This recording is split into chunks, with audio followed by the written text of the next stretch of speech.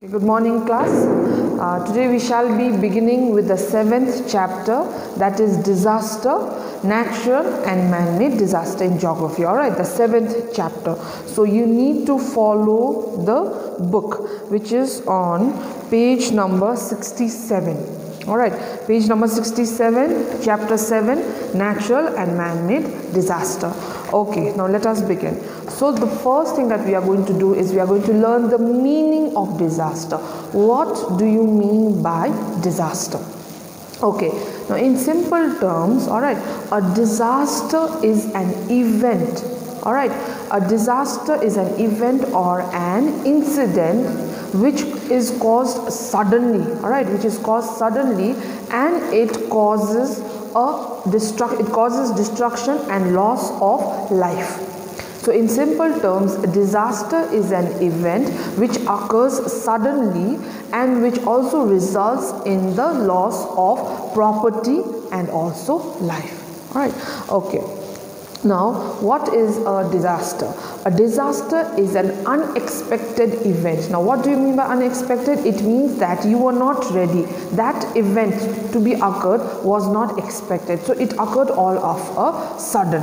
Is unexpected event that kills a large number of people and causes a lot of damage. Alright, and what is a hazard? A hazard is a substance or a phenomenon or a situation which has the potential to cause disruption, okay, or damage to people and their property. So in simple terms, when we are talking about a disaster or a hazard, so whether it is natural or man-made, we are talking about the loss of life and property and damage to property also. Okay, now there is a definition in your book in the second paragraph given by the United Nations. So please give importance to that. According to the United Nations, disaster is a serious disruption of the functioning of the community and the society. Meaning, the definition, according to the definition given by the United States, it means that when a disaster occurs, the normal functioning of the community and the society, whatever things that you are doing or whatever activities that is taking place every day gets disrupted. It is disturbed, all right, and there is a stoppage in whatever you are doing. Okay, now disaster is of two types.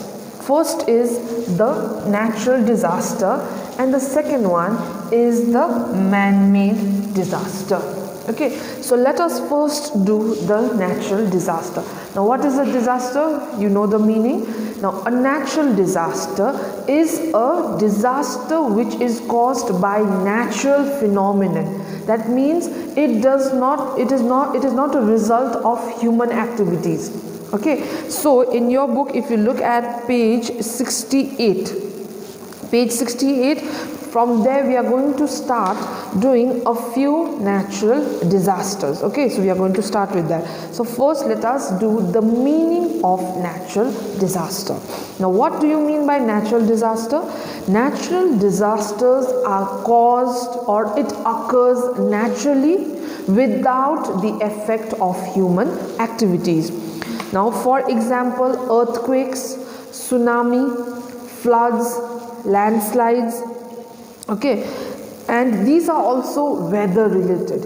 Like when a tsunami or flood is caused, it is a result of incessant or non-stop rainfall. Okay, so you can see that it is also a result of climate or geological factors. The natural or the geological factors affect the climate, and then these are the natural disasters which occur.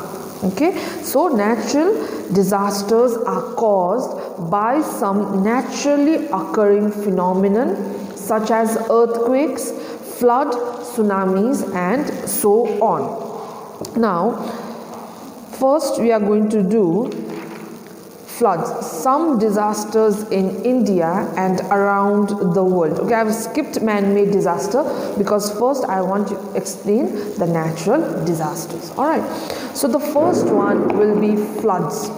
Now you already know All right, you already know what is the meaning of flood. Now, a flood means a flood when there is a lot of rainfall.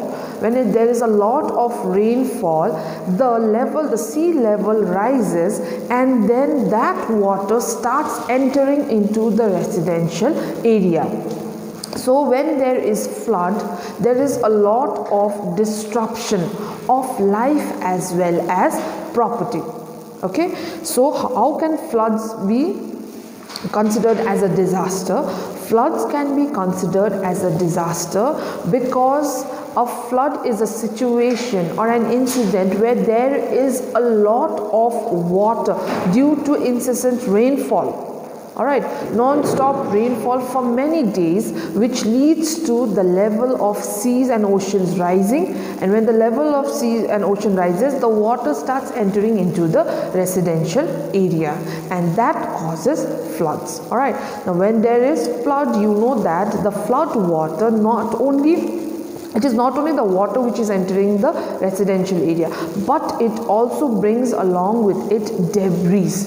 Okay, now when we were doing erosion, see, you know that when the rivers are flowing, it also carries with it a lot of debris, waste products like mud, stones, plastic. So all these things along with the water starts entering into the different areas. So because of these, livestock, the domesticated animals are killed, the livestock and the plants and the crops which are growing in the fields also gets spoiled. All right, now what are the results of flood? Now, flood causes loss of human life and property and result in the destruction of crops, and it washes away. You know that when we were learning about the soil, we learned that the top soil is extremely fertile. Alright, that is why we are able to grow different types of crops on the top soil. So when there is flood, the top soil gets washed away. So later on, when the flood subsides, what happens is, because the top soil has been washed away, crops cannot be grown in that leftover soil because the top fertile soil has been washed away by the floods. Okay. The next one is landslide. Now, what do you mean by landslide? When a huge part of a hill or a mountain slides down. Alright, so it may also be caused because of earthquake. When the entire earth is shaking, when the entire land is shaking, a part of the hill or mountain slides down.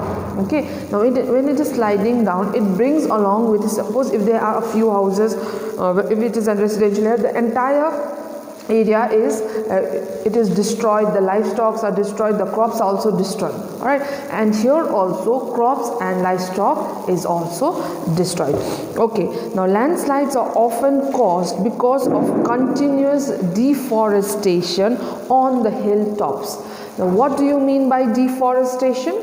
Deforestation means when there is, because of human activities, what are we doing is, because the population is growing, because the population is increasing, there is not enough space for human beings to live. So what are the people doing? They are cutting down trees, they are clearing down forest, not only to build a residential area, not only to build homes, but also to build factories and industry. So now you know that the roots of plants and trees hold the soil together. But if these plants and trees are removed from that area, there is no roots, there is no strong roots to hold the mud and the surface. There's no there's no strength in the soil. So that is why when there is no strength, the landslides are caused. Now another reason is when there is a lot of rainfall. Now when there is a lot of rainfall, not only floods are caused, but also landslides are caused. On the way to Siliguri, on the right hand side, you know that area is very prone to landslides. On the right hand side, on the way to left hand side, there's a river, on the right hand side, the wall side. Alright, because you can see that a lot of construction is taking place. Now they are trying to extend the railways till Rangpur, alright, or Rangpur is till Sikkim. They are trying to extend it. So a lot of trees are being cut because they are trying to build tunnels for the train. Alright, so now a lot of deforestation has taken place. That is why during the monsoons a lot of landslide took place. Alright, lot of landslide took place, and a lot of livestock as well as lives were lost, human beings were lost, and a lot of vehicles were also destroyed. So you can see that it is not only because of the monsoon rains, but it is also because of the deforestation. There is no trees, so there is no roots to hold the soil together, and then landslides are caused. Okay. So, according to environmentalists, the devastating floods and landslide in Uttarakhand in 2013 were a result of unplanned construction and deforestation. So, when people are building houses or residential areas to live in, they have to plan it in such a way that they are not having they are not affecting the environment in such a way that later on in life, when they start living there, obviously they are going to live, once they start building residential areas, they are going to live there, but they also have to plan it in such a way that it does not backfire them. Okay, it does not backfire. The things that they are doing should not backfire, meaning it should not affect them negatively later on. But what are people doing? The people are not planning well. If they are cutting down trees from one area, they should also be planting trees in another area. But what they are doing, they are only focusing on development. The development is not sustainable. They are not focusing on environmental growth. Okay, they are focusing only on economical growth. Okay. Now next one is epidemics. Now what do you mean by epidemic? Epidemic means, see, after a disaster occurs, for example a flood, okay, so when there's lots of water, there's lots of waste products that is being washed into the residential area where people are living. Now after the rain subsides and after the flood subsides, the water level goes down, a lot of waste products are brought into the areas where people are living. Now because of this unhygienic situation, and you know that in dirty water mosquitoes lay their eggs in the, so they thrive in dirty water. So because of this dirt and unhygienic situation, diseases will start spreading. Now it is not only because now people are losing life not only because of that disaster, but also because of the effects of that disaster. Now because of the flood, people are losing their life, but after the flood also epidemics are caused because of the unhygienic situation in that area. So see, epidemics break out since the flood water starts receding, that means subsiding, and creates unhygienic conditions. For example, typhoid fever. Now typhoid is caused because of dirty water, cholera, hepatitis A and dengue. Now the last one that we will be doing today is droughts and famine. What do you mean by droughts? Drought is a situation. See, in the previous one we did about epidemic, landslides, floods. Now we are in these topics we learned about a situation where there is a lot of water. It is a situation where a hazard is caused or a disaster is caused because of more amount of water. But now when we are talking about droughts and famine, we are talking about a situation where there is no water.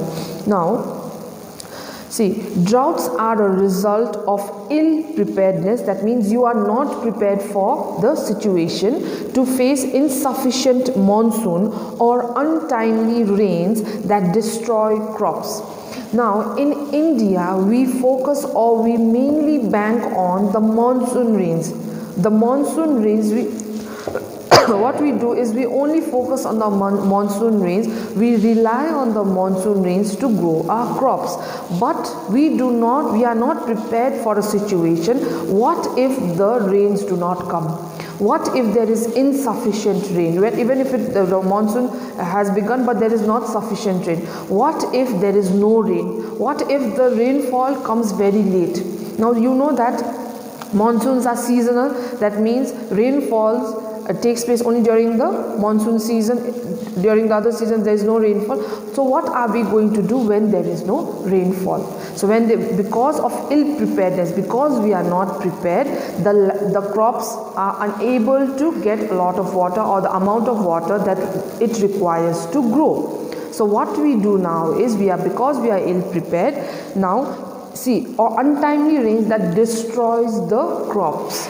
So the crops are destroyed, then lots of farmers are affected, their income is affected, and then what happens is droughts often lead to suicide by farmers.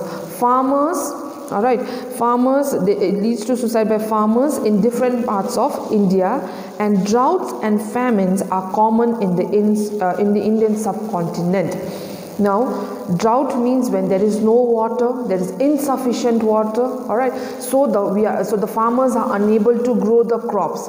So when there is no crops, there is no food. So the situation of the situation where there is less amount of food, all right, where there is less amount of food for the people to consume. So that situation is known as famine, and famine is caused because of droughts, and droughts are caused because there is no rainfall. So all these situations leads to farmers committing suicide, all right. So they commit suicide and it affects their family, because the farmers, in some families, those are the only earning members in their family, and droughts and famine are very, very common in our country, in the Indian subcontinent. All right, so these are the things that we have done today.